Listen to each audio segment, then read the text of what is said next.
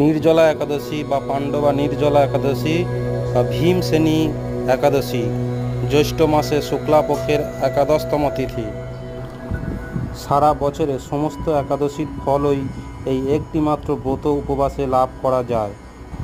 বৈদিক ও লৌকিক সমস্ত ধর্ম পরিত্যাগ করে যারা একমাত্র এই নির্জলা একাদশী ব্রত পালন করে তারা সর্বপাপ মুক্ত হয়। এই একাদশী ব্রত ধনধান্য ও পুণ্যদায়িনী। যমদূতগণ এই ব্রত পালনকারীকে মৃত্যুর পর স্পর্শ করতে পারে না। পক্ষান্তরে বিষ্ণুদূতগণ তাকে বিষ্ণুলোকে নিয়ে যান। নির্জলা একাদশীর সূর্যোদয় থেকে পরের দিন সূর্যোদয় পর্যন্ত 24 ঘন্টা উপবাস পালন করা হয়।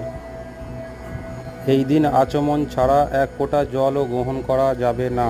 ভগবান শ্রীহরি বিষ্ণুর পূজা আরাধনা, বস্ত্র, খাদ্য, শস্য ইত্যাদি দান করার কথা বলা হয়েছে।